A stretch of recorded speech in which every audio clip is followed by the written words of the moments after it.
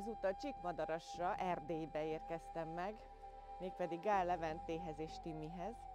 Egyszer azt mondta egy nagyon okos ember, hogyha felnőtt korban még találsz olyan ismerőst, új ismerettséget, amiből barátság lehet, na az az élet igazi ajándéka. Én 15 évvel ezelőtt ismertem meg őket, és hát talán életem legfontosabb embereivé váltak. Úgyhogy menjünk be.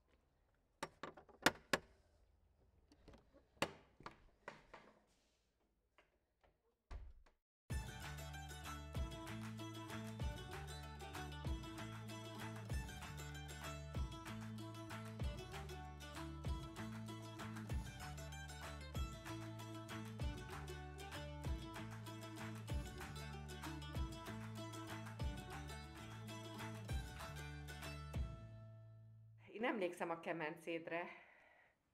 Ugye a mama még bekészítette az utolsó felfűtést. Ez hogy volt?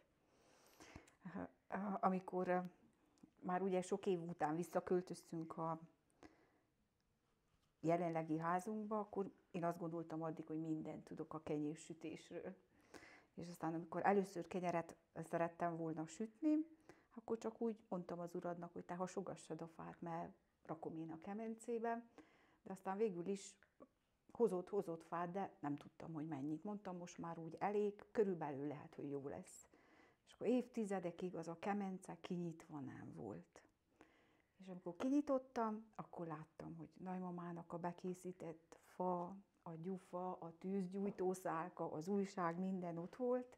Úgyhogy nem nagyon kellett én gondolkozzak, hogy mennyi fát kell berakni, mert úgy volt 13 szál fa. De mekkorák? 1 méteres fák, fenyőfa. Ezt megtanította Holtában. Igen. Na, de miért kérdeztem ezt?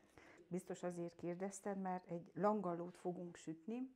Nagymama mindig péntekenként sütött kenyeret, és azon a nap csak azzal telt el, hogy a kenyérrel dolgoztunk, nem volt főzés, és a kenyér kiszakítása után, a teknőbe hagyott kovász után még csinált nekünk egy pár langallót, és az volt az ebéd. Az egyik langalló a sós változat volt, ami disznózsírral kente is úgy tette be a kemencébe, hát ha volt egy kicsit szalonatepertyű, vagy hagyma, vagy egy kicsit túró, azt tette rá, és a másik volt ez az édes változat. Ugye olyan időkről beszélünk, amikor nagyon szűk volt a cukor, és ez egy ilyen nagyon egyszerű langalló, ami egész napra De édesség. édesség lesz. Édesség lesz. Akkor most külön dagasztasz kenyértésztát, Most mert igazából nem nem kovászos, hanem egy sima kenyér tészta lesz. A tepsimhez mértán, kimértem 35 deka lisztet, ahhoz fogunk tenni, most élesztőt teszünk, körülbelül 2 deka élesztőt. De a mamának is száraz kovásza volt, ugye? Mindig megszárította, ami a tekenőben maradt. Nem szárította meg, hanem beletette egy befőtt borkámba, ugye, hogy értsed, befőttes üvegbe, és azt lesózta, tetőt tett rá, és mindig elmondta, hogy jósózz le a kovászt, tegyél jó tetőt rá, és vidd be a tálasra, a kamarába, hogy legyen mindig kézügyedben. Na, sajnos ez a kovász majdnem 20 évet nem bírta már, hogy mi visszaköltöztünk, és úgy megpimposodva. Mindig, amikor sütött, az előtt való nap kiáztatta, lemosta róla a sót, és utána tette a liszthez az előtt való nap érni. Este megcsinálta belőle a nagy adag kovászt, Igen, és a pityókával. Igen. Mivel? Pityókával. Ja, pityókás. A pityókával. Na, itt van a liszt, ahhoz teszünk csak egy kicsit cukrot, mert ugye az élesztőhöz is tettünk, teszünk, mivel hogy sós tészta, teszünk körülbelül egy teáskanál sót. Sós tészta, édes feltéttel. Édes feltéttel, így van. Na, és várunk, amíg az élesztőnk egy kicsit magához tér. És ezzel a langyos vízbe felfutatott élesztővel bedagasztod. Bedagasztom, utána, mivel hogy nem kemencébe sütünk, egy tepsibe ügyesen beléigyengessük, és mindig annak függvényében, hogy ez tavasszal, ősszel, vagy mikor készül, úgy volt rá a feltét. ugye cukorszűkébe inkább halvát morzsolt rá, az volt Az én kedvencem. igen, az édesség. Tulajdonképpen nektek az már nagyon ti unjátok a Igen, halvát. nekünk ez ilyen retro édesség. Igen, ez tulajdonképpen napraforgó cukorral összepréselve, nem? Igen, ez most állítólag még szézámmag is van benne, azt Na. írta, aztán majd megkóstolod. És akkor csináljuk úgy, hogy felére tegyünk halvát, és a másik, ugye, amit többször is, mert aztán a halva már kicsit tényleg unalmas kezdett lenni. Most szőlőt hoztam, de ez lehet áfonya, lehet csak alma. A tetejét megrocsoljuk valami olajjal, ami lehet hidegen préselt napraforgó olaj, lehet lemmagolaj, valami olajjal, gyümölcsökkel megszórjuk, és megy be a sütőbe. Nagyon jó. Ilyen Nagyon egyszerű. jó. És leves se főzött mellé olyankor? Nem. Nem? Aznap valahogy csak imádkozott, és úgy azt az egész napot a Kenyér. kenyérsütésnek De szentelte. hány kiló kenyeret sütött ilyenkor? Jaj, ő nagyon sokat, ő úgyhogy 20 kiló liszt, 20 kiló liszt, hajnal hasadáskor felkelt, azelőtt ugye megcsináltuk a pityókát, megfőztük héjában, 16 literes edénybe főzte a pityókát. Jó, több volt a pityóka, már azt még este az előtt való nap, az volt a vacsora, főtt pityóka, káposztali és túró. És a többi pityókát törtük, és tettük a teknőbe. 20 kiló liszt plusz ez a rengeteg 16 pityó. literes pityóka, és a kovász, És ilyen és nagy kenyereket sütött? igen, 11 kenyeret. És megvágta? Nem vágta Nem. meg, Hanem leverte. csak levárt. Tehát nagyon-nagyon megkirgesedett a kenyér, és körülbelül 9-et levárt, 2 pedig úgy feketén maradt, volt egy ilyen kenyértartó kredencünk, amiben csak kenyér volt, csak így be voltak állogatva, és az utolsók pedig veretlenül maradtak, hogy többet tartson, friss maradjon. És az nekünk, az a 11 kenyér, az kereken 1 hétre való kenyér volt. De hány ember ette azt? Hát ugye egy mindig ment a másik nagyanyámnak, az anyatársának, egyet kaptunk mi, de rengetegen megfordultak a malomba, és mindig megkínálta, főleg, hogyha még segítettek neki valamit a kerti munkába, vagy csak fát hasogattak.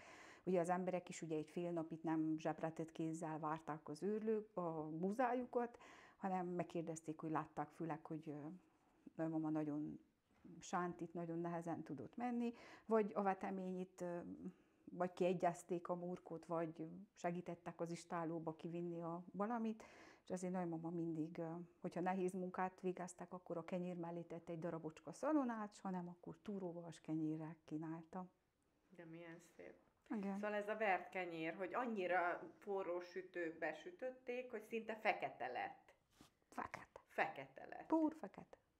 És akkor azt leverték, Puliszka, lebresszelték. vakaróval jól megütötték, hogy egy kicsit a héja hasadjon be, utána vették a reszelőt, ügyesen reszelték, jó, és ami maradt, mindig tettünk egy ilyen abroszkát a földre, vagy annak függvényében, hogy nagymama mennyire tudott hajolni, azt a fekete kérget soha nem dobtuk el, tehát az ment fele a tyúkoknak, és hogyha olyan idők voltak, hogy nem volt kávé, még cikória kávé sem, akkor abból a levárt kenyérhéjból főzött egy ilyen fekete levet, és kávé helyett megitták cukorral. Fut az élesztőt. Fut az élesztő. Addig beszélgettünk. Na.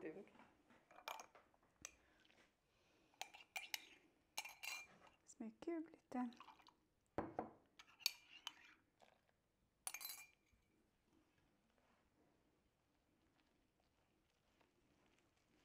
Nézd, de nagymama, hogy ennyi lisztből dagasztasz kenyértésztát. Ez szégyen.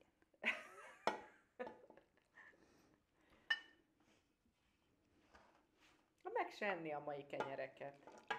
Hát ő nem, szegény. De ez egészen más idők voltak. Nekem ez olyan... De visszamennél. Sajnos igen. De mi az, ami hiányzik abból az időből? Szerintem az a nyugodtság, meg aztán az a nem is tudom, az a szellemiség, az, ahogy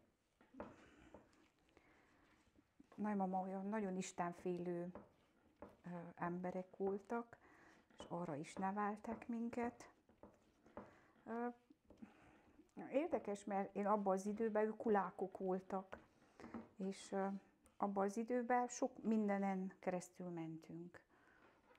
És valahogy úgy voltam vele, hogy mindig elkívánkoztam, mert gyerekként az a sok, hát hogy mondjam, az a nehézség, az állandó, hogy jön az árvíz, jönnek a, nem tudom, fekete kocsi, minden, az ugye kicsit a gyerekszemmel én úgy láttam, hogy az egy ilyen szomorú világ, hogy én innen elkívánkozok. És mindig mondta nagymama, hogy igen, el lehet menni, tehát két dolog, vagy itthon maradunk, és továbbra is húzom a kicsi szekeremmel a lisztet a faluba, mert ugye ilyen cserekereskedelem volt, hogy nagymama mindig kiszegődte, hogy most ha az akuszkát főzünk, akkor elmész a piacra, és vissza egy lisztet, és elcseréled Ezt te a csináltad? románnak. Igen. Igen? Igen. Az utóbbi időben már nem nagyon tudott járni. Vagy ki volt szegődve a tejünk, ki volt szegődve, és így vittem, adtak cukrot. Na, ugye ez nehéz idő volt, mert akkor mi borra kaptuk még az élelmet. Na, de így jó volt, mert liszt az örökké volt, és liszttel mindent lehetett venni. És jött fekete autó.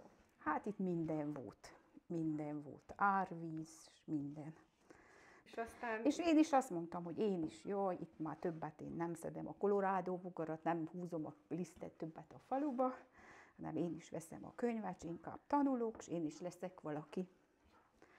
Na, és így lettél is történt, gyógyszerész. hogy elmentem, én is láttam nagyvilágot, tapasztaltam sok mindent, és egyszer csak megint itt találtam magamat.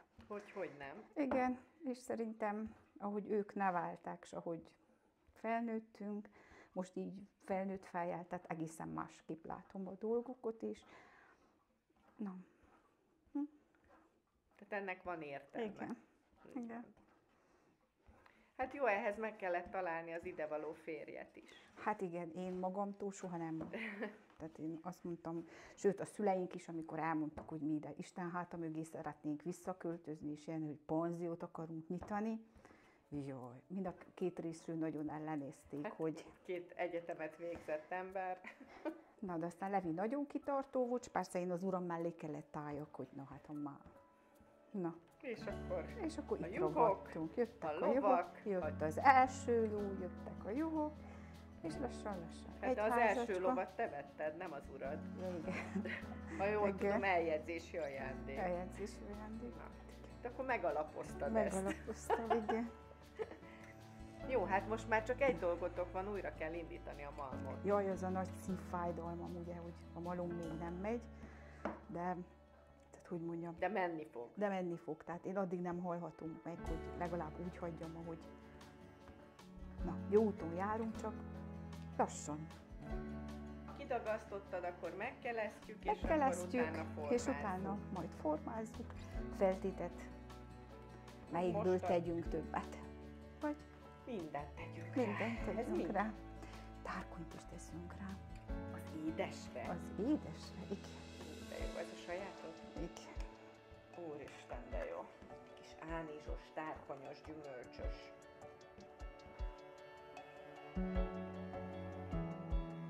Bőségesen megkened.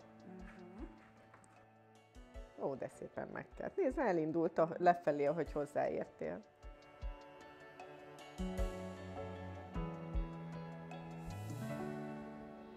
És hogy rakod be? Hát, hogy ő segít. Ja?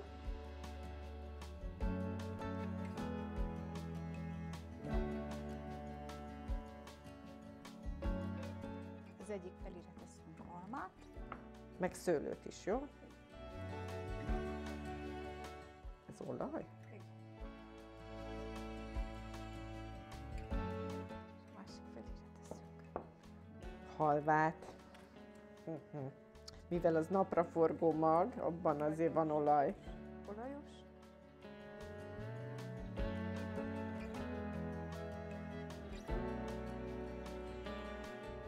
Na és a tárkony. Gyümölcsösre. Jaj, neked a almáspitél is Az tárkonyos. almáspités is tárkony. Valóban. Na, egy kicsit várunk, hogy még egyszer keljen meg, és megsüssük, és jó nagy darabokba kivágjuk, és Na jó, addig lopok egy darabot a halvából. Az olyan finom.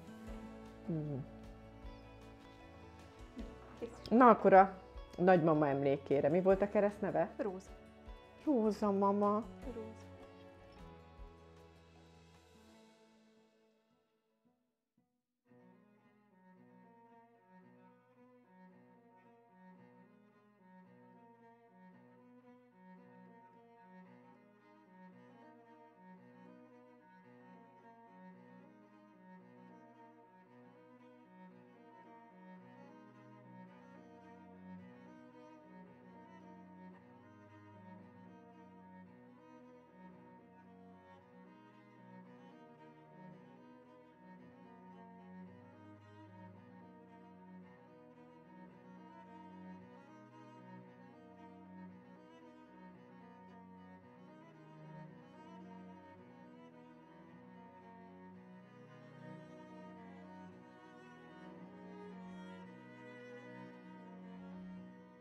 A sorozat a Celldömölki Malom támogatásával készült. Celli búzalisztek, kalásztól a kovászig.